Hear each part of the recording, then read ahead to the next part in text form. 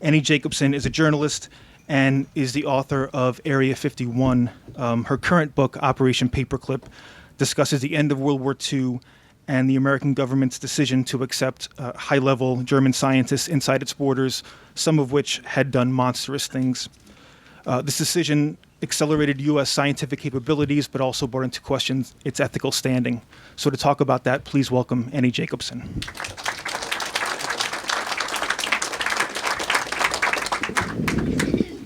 How's the sound? Good. Thank you so much, Politics and Prose, for having me, and welcome everyone. I'm Annie Jacobsen. I'm going to talk to you tonight about Operation Paperclip, and I really want to thank everyone for coming. It's really my favorite part of the book tour, and really writing the book is just being able to look people in the eye that read my book and speak with them about it. So I'm going to take you through about 60 slides and tell you a little bit about Operation Paperclip, and then I welcome your questions. One of the things that people often ask me is, why would I write about such a subject? Operation Paperclip was a classified military program. It had a public face. So the idea was that you couldn't very well have 1,600 Germans running around the United States in various military facilities or ultimately in academic institutions and not have an explanation why. And so with the German scientists came a propaganda campaign to call them good scientists. That may be the case. There were 1,600 of them. That may certainly be the case with some of them. And I've actually had people at every one of my book readings so far who had a father or an uncle that was part of Paperclip. But what I will tell you is the men that I focused on had very dark pasts, and I'm going to tell you a little bit about that. So how did I report the story? I was originally working on this book, my first book, Area 51, when I came across these two aircraft designers, and they were the Horton brothers. They designed this aircraft, the Horton All-Wing 5, and you can see it looks remarkably like the B-2 stealth bomber. And when I first saw those two images next to one another, I suddenly realized, without very much more explanation, how much technology we in fact got from the Reich, and I wanted to know more. What I learned was that while the Horton brothers were overlooked for Paperclip, their boss was not. This is their boss. This is Colonel Siegfried Kneemeyer. He was one of the Reich's top 10 pilots, and he flew on spy missions. This photograph here is Kneemeyer about to fly over Norway to choose bombing targets. And Kneemeyer, you see, that's his Paperclip photo there. And when I learned Kneemeyer came to the United States, I wondered how you could go from having Hermann Göring as your boss, as he was. Now keep in mind, Göring was in charge of the German Air Force, the Luftwaffe. Kneemeyer was so important to Göring that in documents he refers to him as my boy. So the question for me in my mind was, how do you have this as your boss and then suddenly have the Pentagon as your boss? I learned that when Kneemeyer retired from the U.S. Air Force in the mid-'70s, he was given the Department of Defense Distinguished Civilian Service Award. And that is the highest award that a scientist can get from the Defense Department. And I wanted to know how this could be. I tracked down one of Kneemeyer's grandchildren who courageously agreed to share the story of his grandfather with me, including a box of papers that he had in the attic. And one of the most interesting things that Dirk Kneemeyer said to me and made me know that I wanted to write this story, to research and report it, was he said, Annie, many of my family members say, do not speak about Siegfried's past. But he, being my age, said, a Google search very quickly reveals that Kneemeyer was Göring's right-hand man. And he said he would rather know the truth about his grandfather than not know it. And so that was one example of a seed planted that I knew there is more to be learned about Operation Paperclip. I'm going to take you back briefly to the fall of 1944. This is Germany there in dark blue, and of course the Allies have landed at Normandy. They're going at Germany this way, the Soviets are coming this way, and immersed inside the army soldiers are a group of scientists led by a particle physicist named Samuel Goudsmit. And that operation was sort of the precursor to Paperclip. It was called Operation Alsace. Samuel Goudsmit and his team have one mission. That is to find out about what was known as ABC weapons: atomic, biological, and chemical. They find out very quickly that Hitler's atomic program is not what that we had feared. That was lucky for us, but as Hitler told his war and weapons minister, Albert Speer, nuclear science is Jewish science. This is what Hitler said, and therefore that atomic program had not progressed the same way that the biological and chemical weapons had. Very quickly, Samuel Goudsmit, in a small apartment in Strasbourg, France, learns about this man, Dr. Kurt Blum, the Deputy Surgeon General of the Reich. And he also learns about this man, Dr. Walter Schreiber, the Surgeon General of the Third Reich. What Goudsmit finds, and these papers that I looked at were remarkable because they're just a sort of seemingly benign correspondence between scientists.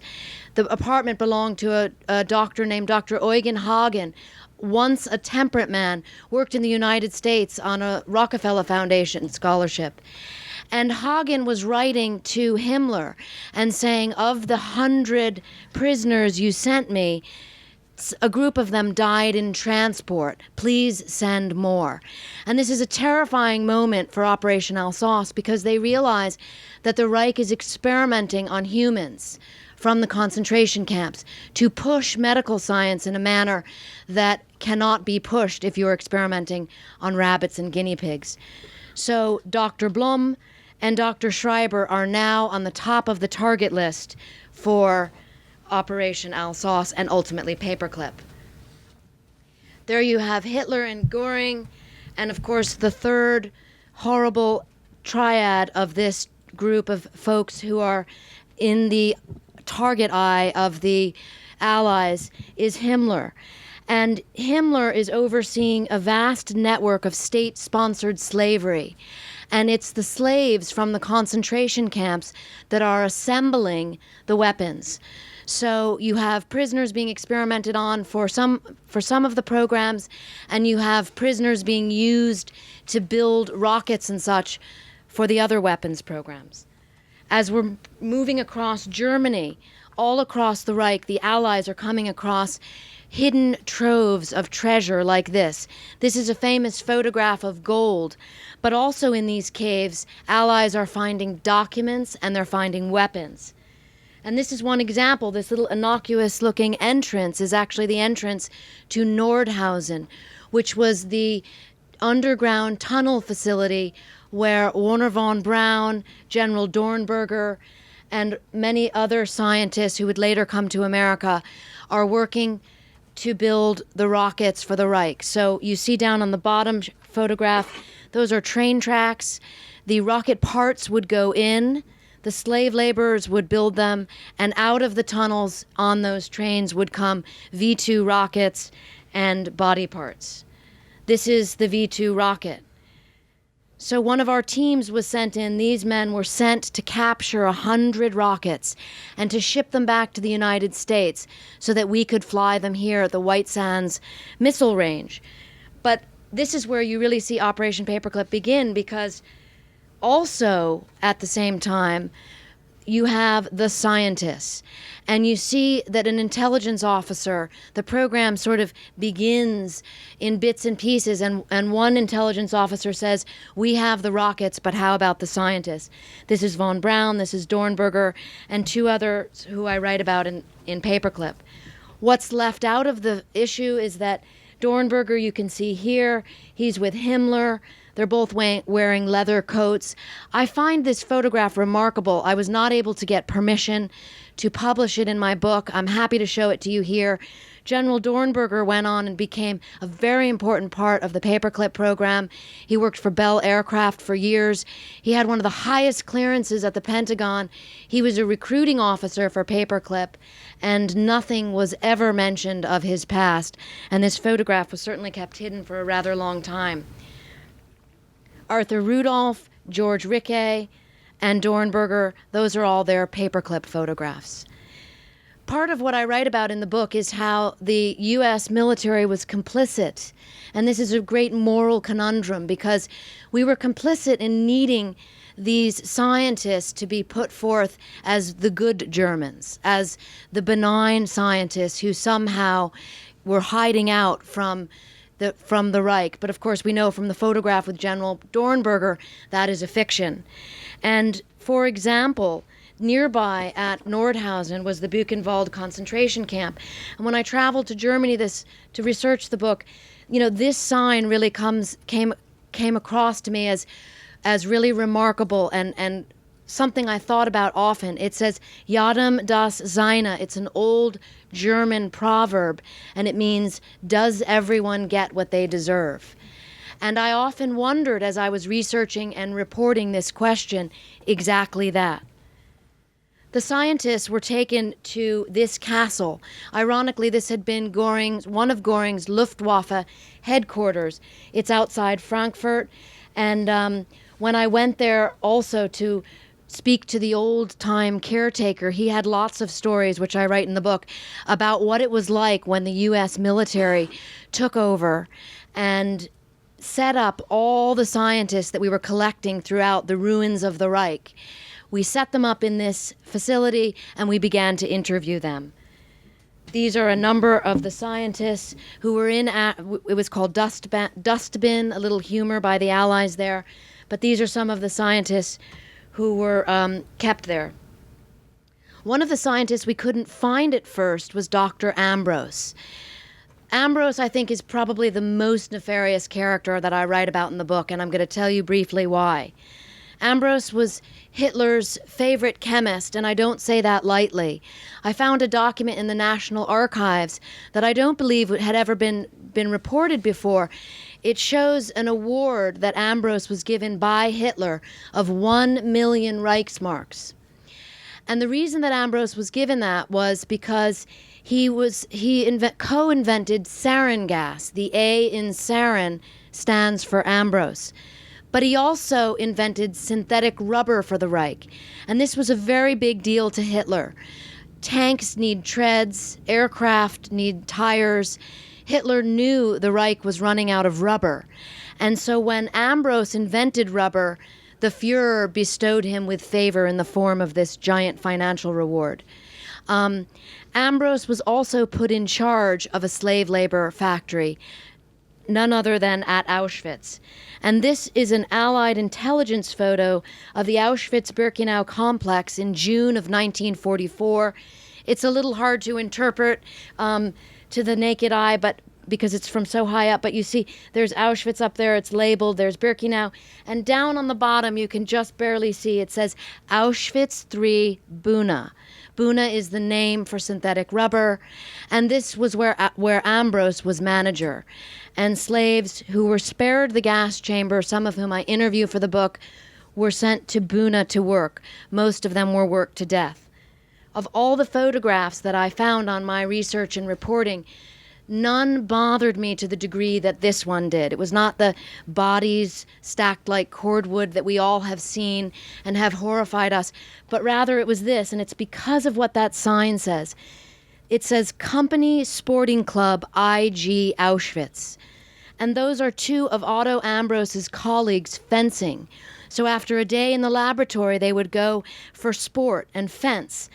And as it was explained to me by the academics at the Fritz Bauer Institute who allowed me to publish this photograph, they told me that this sporting event would take place in the afternoons well within the sight of the 3 large chimneys of the death camp's crematoria. That Otto Ambros became part of Paperclip is horrifying. Dr. Bloma, captured by the Allies, begins talking. He's the first high-ranking member of the Third Reich, also close to Hitler. He wore the golden party badge, which means he had favor from the Fuhrer. And he begins cooperating with the Allies and tells them about atrocities, mass sterilization, and gassing of Jews. There's a tug of war going on. One group of scientists is extremely interested in Dr. Blum. He's in charge of Hitler's biological weapons program. He's been working on a bubonic plague weapon. But there's a tug of war going on, because here you have Dr. Leopold Alexander, who has been sent to Germany not to try to find scientists, interrogate them, find out their knowledge, and decide whether or not they should be part of Operation Paperclip, but rather to look for men, specifically science, specifically doctors, who might be tried at the Nuremberg war crimes trials. At the same time, you have Harry Armstrong, later the second Surgeon General of the Third Reich. Armstrong is interested in enhancing pilot performance in the United States. The next war will involve pilots who fly high, fast, and far. And the Reich, Harry Armstrong knows, is far advanced in pilot physiology at this point than the U.S. Army Air Forces, and he wants those German doctors. He teams up with Dr. Hubertus Strughold, known as the father of space medicine. We'll talk about Strughold a little bit later on. Strughold was the top man in Luftwaffe medicine. When I was doing an interview recently, someone said, well, could people that were this high up not have known? And the best analogy I can give you is, imagine being a hedge fund manager today and trying to say that you're not interested in capitalism. If you were to rise to the top of your field in the Third Reich, you had knowledge of things, and you had a commitment to an ideology that is almost impossible, in my estimation, to say that you didn't know. Nevertheless, Harry Armstrong and Hubertus Strughold create a partnership in Germany, and they hire these men. This photograph, never published before.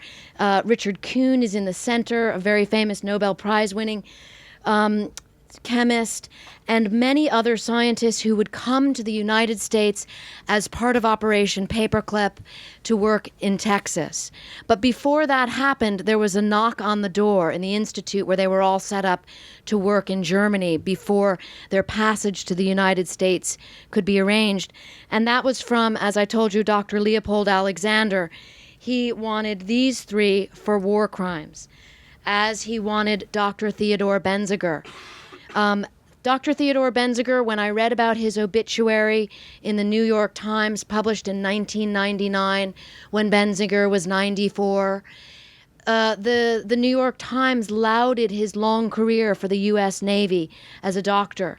It talked about how he invented the ear thermometer, but it left out entirely that Dr. Theodore Benziger was part of a small group of doctors that worked with Himmler. And when Himmler would show films of medical murder experiments at the Reich Air Ministry, he had Dr. Theodore Benziger do the introductions. So this kind of whitewashing I found astonishing. And even more troubling, when I looked deep into the Nuremberg files, I found out that Dr. Theodore Benziger was on the initial list to be tried at the doctor's trial. And yet, mysteriously, just 3 weeks before trial, he was released into custody of Harry Armstrong of the U.S. Army Air Forces, and he was on his way to the United States. Part of Dr. Alexander's role was to find witnesses, to find the few survivors of those horrific concentration camp medical experiments and put them on trial. So we had the doctor's trial. There you see Dr. Bloma in the center. He would be acquitted, and he would later become part of Paperclip. And there you see Dr. Alexander with a witness who comes into the story later at the Nuremberg doctor's trial. This is one of the doctors. Someone once asked me, did any of the doctors know each other? And they absolutely did. Dr. Alexander, part of the reason why he was chosen to be the chief medical expert for the Nuremberg trials was that he had grown up in Vienna, and he left when the Nazis took power.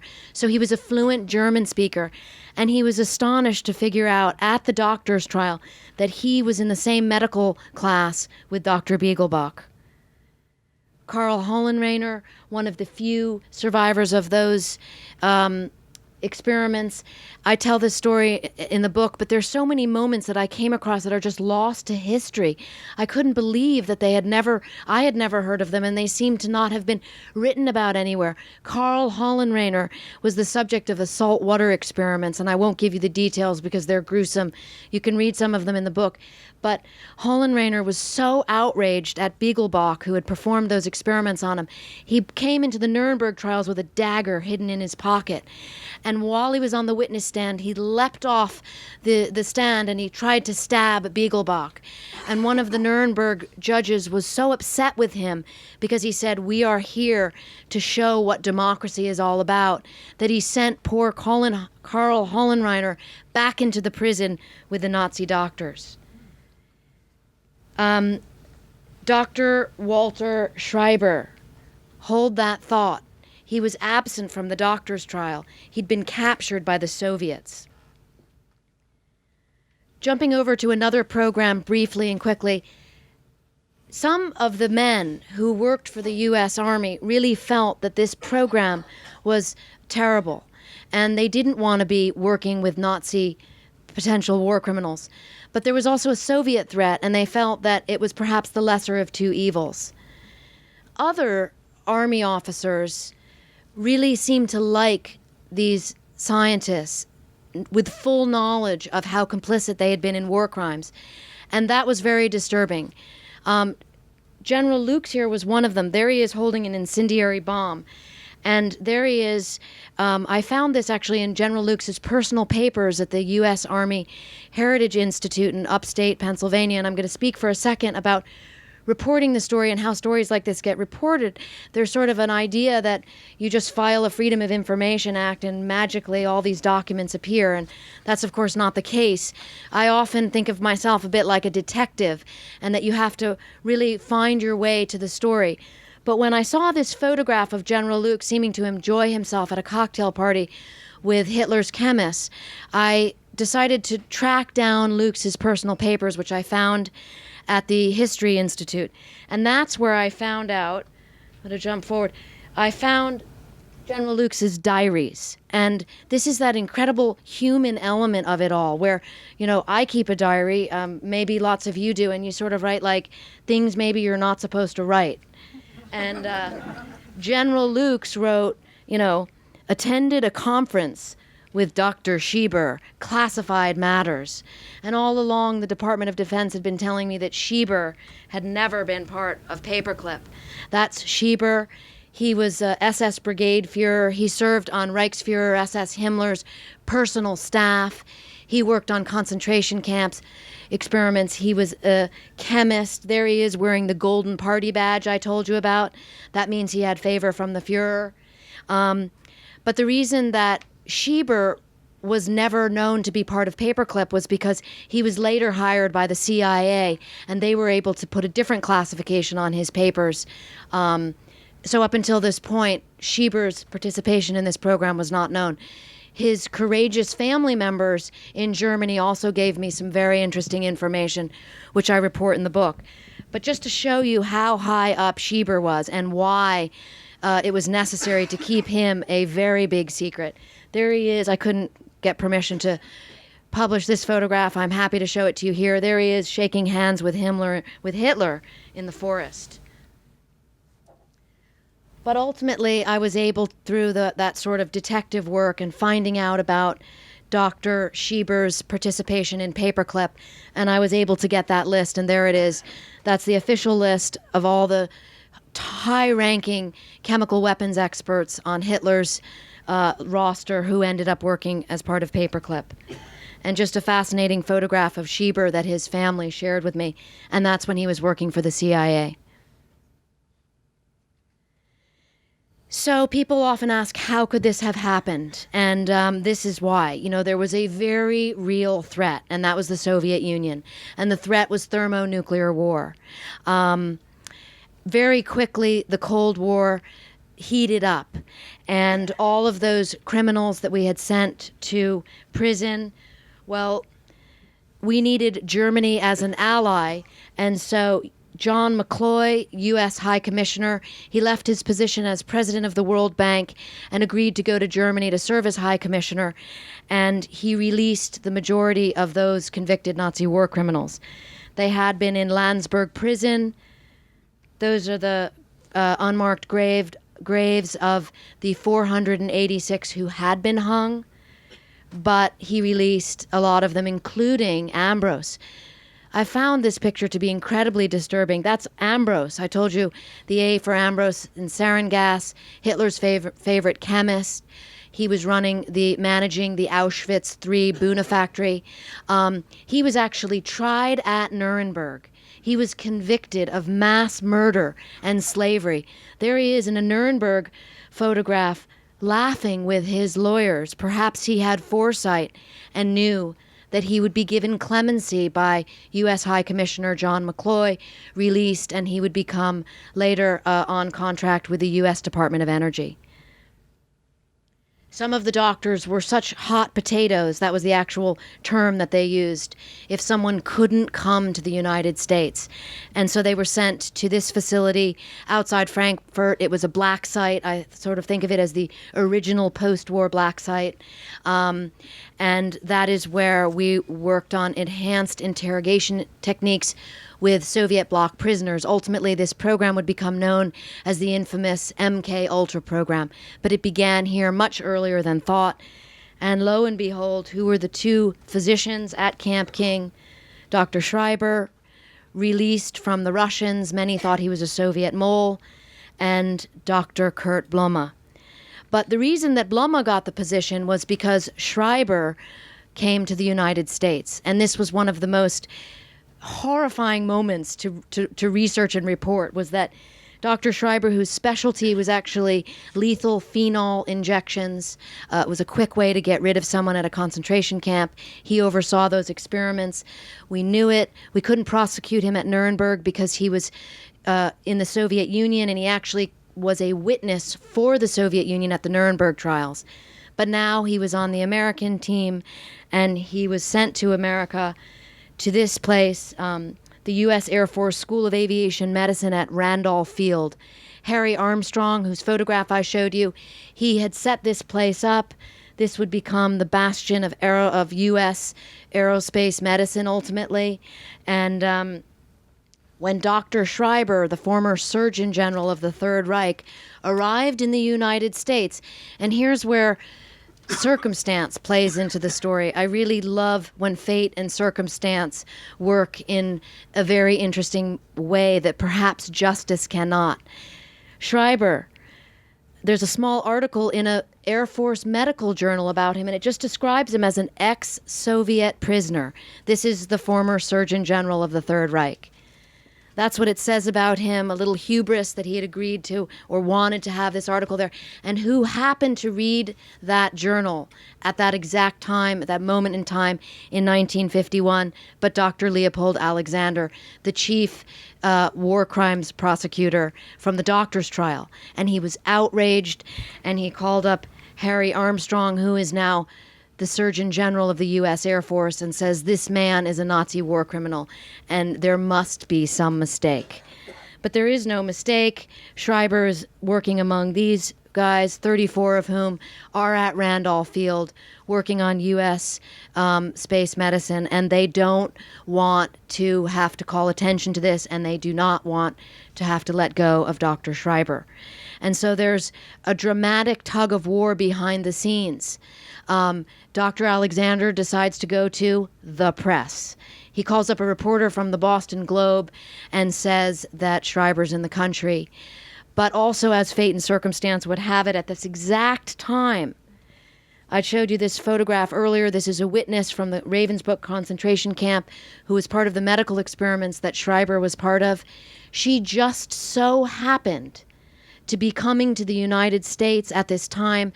Dr. Alexander and a colleague in Boston are giving pro bono medical treatment to anyone who is a victim and a survivor of the Nazi concentration camp medical experiments. She's in the United States at this exact time. Just to give you an idea, that's what her leg looked like from some of the experiments. Dr. Alexander and Alexander Hardy, who was assistant prosecutor, together wrote to President Truman and said, Dr. Schreiber must be expelled. And a little bit of justice. This was the article in the New York Times as he left for Argentina. And it says, Nazi physician leaving.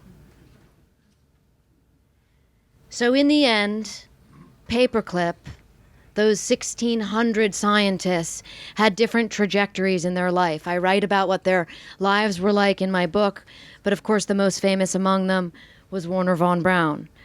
And Arthur Rudolph, who had been in charge of the underground weapons facility at Nordhausen, where 30,000 slave laborers died building the V-2 rockets. He was one of the few German scientists who was investigated by the Department of Justice, not until 1983, but investigated nonetheless. And Rudolph was given a choice. He could stay here and stand trial for war crimes, or he could go back to Germany, and he chose to go to Germany. Kurt Debus, the first director of the JFK Space Center, toward the end of my research, I was learning about Debus. He wore the SS uniform to work. He also, in documents that I read through thoroughly, turned over a colleague to the Gestapo for making anti-Hitler remarks. And there's this incredible moment in the early part of Paperclip where one group of American intelligence officers who are recruiting for Paperclip find Debus's information out, and they notify the Joint Chiefs and the group working at the Pentagon to get this different individual scientists here, and they say, Debus cannot be brought to the United States. He deliberately and viciously turned over a colleague to the Gestapo who went to prison. But the Joint Chiefs say, we need him, and he comes. To this day, the National Space Club gives out the Dr. Kurt Debus Award. And there he is. When I asked the director of that award what he says when a journalist asks him, why do you continue to give out an award to a known Nazi, he said that no one had ever asked him that question before. I think ultimately Einstein had it right. Einstein left Germany as soon as the Nazis took power, and his quote was that the reason he had left was because science and justice were now in the hands of a raw and rabid mob of Nazi militia. There he is getting his U.S. citizenship.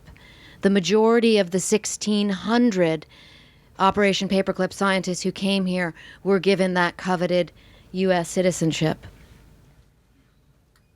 So I leave you with the last thought, which is Yadem das Seine, that sign over the Buchenwald Gate. We know from a document that Wernher von Braun himself would go to the Buchenwald camp and handpick slave laborers to work on the rockets. So is that really true? Does everyone get what he deserves? I sought out that question. I sought out that answer from all the different individuals that I interviewed. But the best answer that I got came from now 91-year-old Gerhard Maschowski. And as a teenager, he was spared the gas chamber at Auschwitz because he could work. He became a slave laborer at Buna, at that factory that Otto Ambros ran. And I said, Gerhard, is it true, and what lasts? And he smiled, and he pulled back the sleeve of his arm, and he showed me that blue ink Auschwitz tattoo. And he said, this is what matters. This lasts, and it's a record of the truth. I want to thank you all for coming tonight, and I welcome your questions.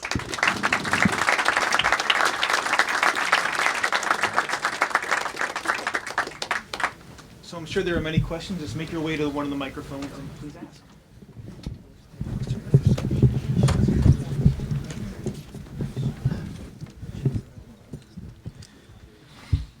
Well, thank you very much. I have two questions. I've also done a lot of this type of research in archives. In your research, did you come across any evidence that documents had been destroyed or where you denied documents? And my second question is, what does this say about Allied denazification efforts? So the first part of the question, lost or missing is kind of a euphemism for something which I haven't quite figured out. But Otto Ambros would be the best case in point. Otto Ambros, who got that Department of Energy contract. And I think I neglected to mention the worst part of the story was that when Otto Ambros was given clemency by U.S. High Commissioner John McCloy, his finances were fully restored. So that 1 million Reichsmarks bonus came back to him.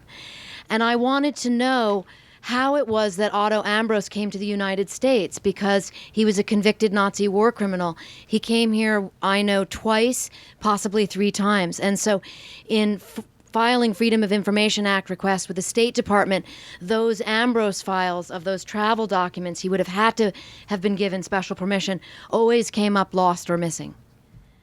And the second part of your question, just remind me if you would. What does this say about Allied denazification Yes. efforts? I mean, it was a huge effort. You know, many people were imprisoned, interrogated. Yes. Re-education of Germany. You know, massive changes that occurred. I mean, just your comments and thoughts on the sincerity of these efforts. Well, Germany was divided up into 4 parts for the Allies, and of the part that we had, which had 20 million Germans, U.S. occupation authorities originally determined that there were 3.9 million indictable offenders. They whittled down that figure to 970,000. Of that 970,000, ultimately 170,000 were tried in those denazification courts that you're speaking of. 50,000 were given criminal sentences. A lot of times it was work or paying a fine.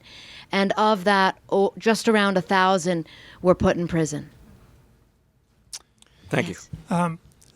Once the United States and Allies decided that there was going to be West Germany,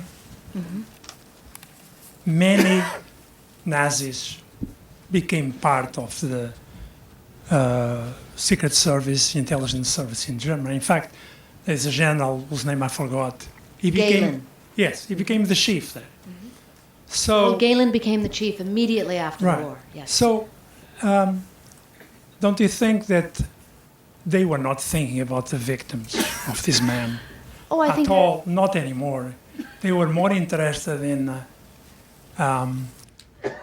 acquiring the knowledge from the Germans and also be strong to face the new enemy, which was Russia. Yes, you're absolutely right. And I write about that at length in the book because the Soviet threat was considered extreme much earlier than we think. It was really in the months after the war, the Joint Intelligence Committee that reported information to the Joint Chiefs of Staff gave a document to the Joint Chiefs of Staff and said, we must prepare for total war. That was the quote they used with the Soviets. And they said it will involve A, B, C warfare, atomic, biological, and chemical. So the position was, we must get these scientists or the Soviets will. Thank you for your wonderful talk. Is there a statute of limitation on war crimes, and are any of these people still alive today? As far as that I you know, talked all about? of the Operation Paperclip scientists have died. The statute of limitations, that was a question that came up when Dr. Schreiber, when we were trying to get rid of him after this enormous press situation happened when the war crimes victim, testified to the FBI that this was the Schreiber from Ravensbrück concentration camp. A Time magazine journalist asked the head of the Air Force that exact question, and he said, we're not going to start the Nuremberg trials over. So that sort of answers your question, and that was in 1951. Were the Mossad at all trying to get to these people? Does anybody know that? Having There were known that programs they all took over people out of Argentina, could they have not found them on the streets in the United States? Why was that so difficult? I don't really deal with the Mossad in my book, but I mean, there were programs going on all over the Middle East as well. Yes. Yes. Yeah, you mentioned the Soviets were interested in these scientists as well. So there was some kind of competition. So how successful may not be the right word, but how did the efforts compare to the Soviets? That's a very important question. I mean, particularly with the rocket scientists, because Right. we knew the most about that prior to the end of the war.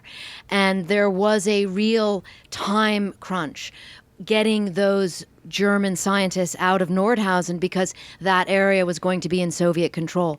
We got 114 of them. The Russians got 200, 500, 900, depends on which source of information you use. But here's the rub with that. The Soviets loathed the Germans and vice versa because of the war for the most part. And so the Soviets treated their German scientists as second-class citizens, whereas our German scientists, the rocket scientists in particular, were put up on a pedestal and, given leadership positions in the program.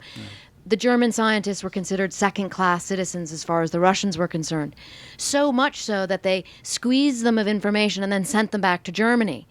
At which point, the CIA created a program called Operation Dragon Return. And they sent CIA officers into Germany to gather up information and testimony from every German scientist who had been in the Soviet Union to find out what they knew about the Soviet missile program, which was almost nothing because they were kept from the information. So the end story of that is the Soviet program went very well without the help of the Nazi scientists, which you must ask the question then, did we really need them? Thank you. I'm curious about your access and researching. You mentioned a few instances in just your talk about some not being allowed publishing and FIFA access denied. And sort of if you could talk about the challenges of that and some more at length a little bit. Yeah, I mean, there's always a challenge, but as a journalist, or at least the way that I work is I just find my story however I can. And ultimately, if you keep searching and keep knocking on doors, you find what you're looking for. I mean, one example, I was really fascinated with Dr. Blum and Dr. Schreiber just because they were such high-ranking members of the Reich. Dr. Blum's son spoke to me, invited me into his home. He had never spoken with a journalist before. He's in his 70s. He shared lots of information with me very courageously. We all have father issues. That's a real father issue. On the other hand, Dr. Ambrose, and mindful of this money being restored to Ambrose, I found out that Ambrose had a villa in Switzerland. And I really wanted to know about that money, so I tracked down Ambrose's son. But he refused to speak to me. We had sort of a correspondence a little bit. And when I asked him, could you tell me a little bit about how you present this information to your family, to your grandchildren, for example, who happen to live not far from where I live in Los Angeles, he ceased conversation with me and he said that is a private matter.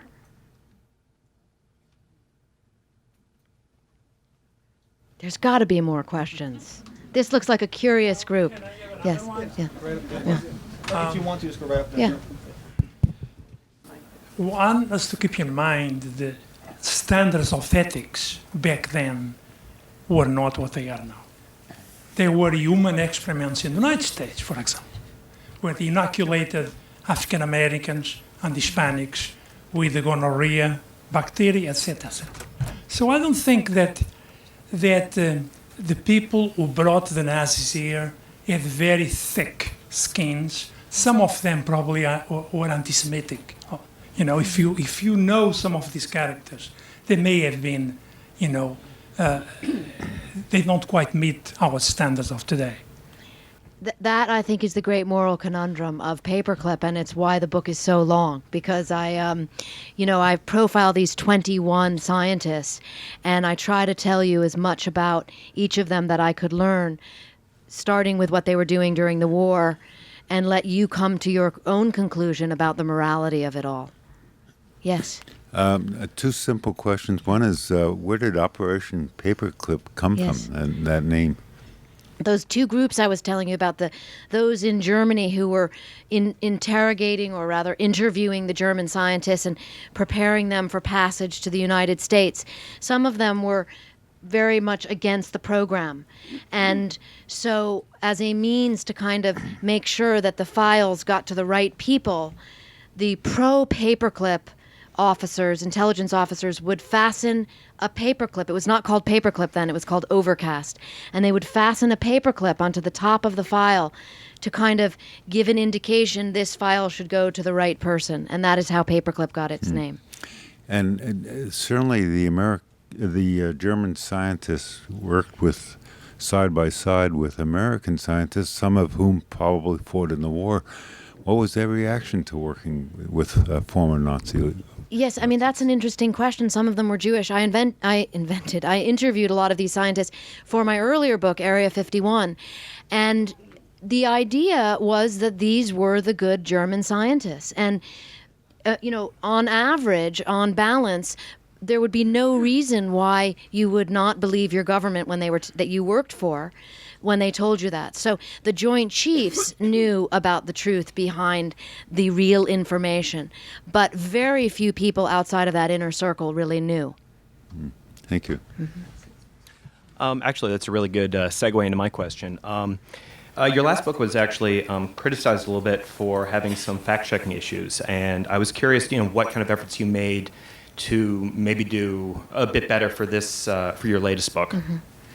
Well, I don't know specifically what you're referring to about the fact-checking, but what I did for this book, as I do for all of my research, is source things in the back of the book. The book is almost 600 pages, and I think the last 110 or so are footnotes, and I did that in Area 51 as well, so that other researchers can look at those notes and then, of course, use that as a means to do their own research. Well, sure, but I've read your last book, and despite the large number of footnotes, I mean, there's still things where you say, Curtis LeMay was the one responsible for the decision not to bomb on the Bay of Pigs. And I'm just curious if you've made an extra effort on this one over your last book. I think the standard is always the same, that as a journalist you do your best to work hard to make sure that the facts are specific and tie those to footnotes. Hi, I'm wondering if you could envision an alternative history for a moment and answer one of the questions that you posed, which was, did we really need these scientists? So can you imagine what would have happened if these guys had been prosecuted and never came to the United States to build this thing? And in other words, does the end justify the means? For that question, I like to interview current members of the U.S. military, because they're always the ones that remind me in an important way that as a journalist, I'm never the one in the position of making national security decisions. And so it's almost impossible to imagine that situation, because the people who were in charge of Paperclip, the Joint Chiefs and their staff, were in that critical position of believing the intelligence that they were getting, that the Soviet Union was preparing for total war, and that we too needed to prepare for that. So one would never want to stand on a pedestal and wag the finger back at history. That's something I'm always reminded, and I do try to. Do we need hundreds of these scientists? Would 5 have done? Thank you. Yeah. Yes. Your book treats 21 special cases, the most notorious probably of the group. Did you get any sense of what the nature? My grandfather was one of the less prominent paperclip scientists, and he was a physical chemist. To my knowledge, he was not a war criminal. But does your book talk about how the large majority of them were just actually good scientists, or Well, I would have no way of knowing if they were good scientists because I didn't look at their specific cases. Now, I understand these 21 were outrageous, but most of the relatives of the other 1,519 are running around like me and could tell you something about those people. I mean, yeah, I would say you would need to research your own family history to really know for yourself what went on during the war. I mean, the best example I can give you is Schieber's son claimed to have no idea that his father was on Himmler's personal staff. It's not exactly dinner conversation after the war. And so I don't know. I mean, but interestingly, at every one of my readings, as I said, there has been someone who has been either a child or a grandchild of one of the scientists who came here on paperclip. So no doubt there are other stories to be told. Well, the propaganda worked because my grandfather's family was treated very well in Tennessee, where they were relocated, and he was given later an institute at a university, and he had a good career here in America. He was more than 50 when he was brought over, and he worked until he was 88, and published and so forth, and I mean, obviously, to sell a book, you have to focus on the most outrageous part of it. But I'm just wondering if at any point in the book you talk about this bigger picture. Well, I do talk about the bigger picture, but I'll give you another example. Kneemeyer, his grandson, and I have this conversation often because Kneemeyer was Göring's right-hand man, so the immediate rush to judgment, so to speak, would be how horrible. But what the grandson and I discuss is, Dirk is his name, and his position is, my grandfather was an engineer, and he's been called guilty by association. So I understand and empathize with how complicated an individual story is. But the reason that I focused on these 21 was because I found them the most interesting, and also because I could access their information. Another interesting postscript is that I had the son of one of these, not mentioned in your book, on my faculty. He had a PhD from Berkeley, and in his 40s he decided he wanted to go back and go to medical school, and he went back to the University of Ulm, which took him as an overseas German. I found the whole thing, I told him I thought he was crazy at that point in his life to have done this. But, they considered him German. He clearly was on an American passport and had been educated here. Thank you for sharing that. Yeah. Anyone else? Yeah. Yeah, I just wanted to share an observation also. You were giving the figures about denazification and what it came down to, and I certainly see the moral concerns involved. On the other hand, I've worked in Iraq, and in Iraq, with much less justification, I think, in many ways, as you probably know, they dismissed all of the civil servants who'd been Ba'ath Party members, even though that was basically a requirement, and it hugely it was a great blow to the government. And they dismissed all of the army, and dismissing everyone with guns is even more questionable. So I don't know, I guess. Well, has our moral judgment gotten better, or is the answer somewhere in between? I think you're bringing up a great point, which is that always in war there are these issues. And we saw it then, and we see it now.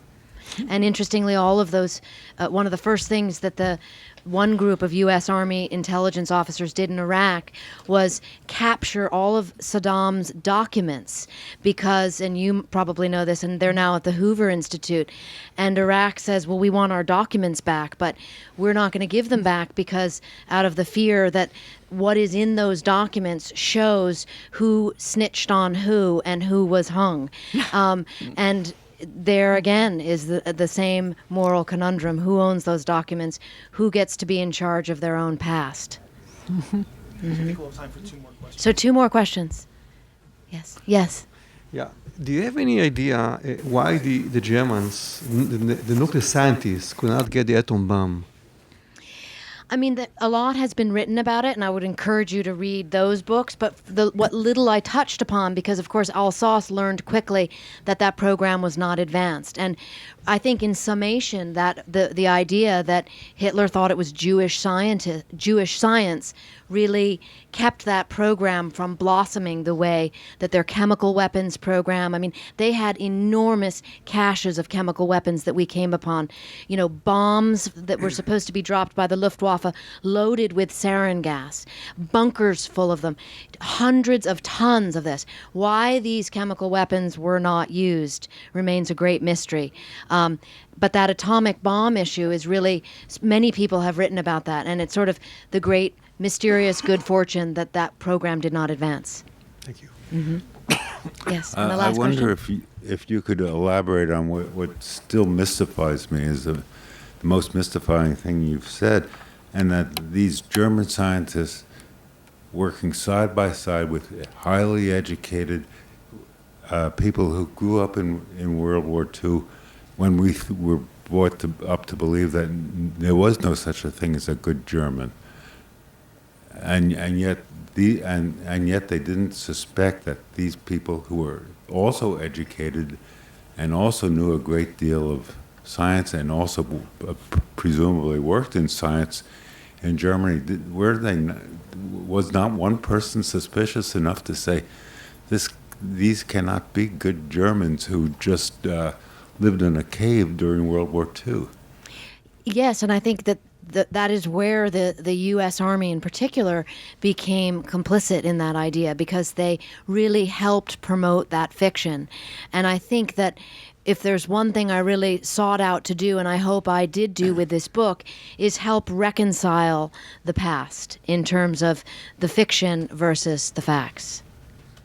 Thank you. Are we done? Yes. Thank you.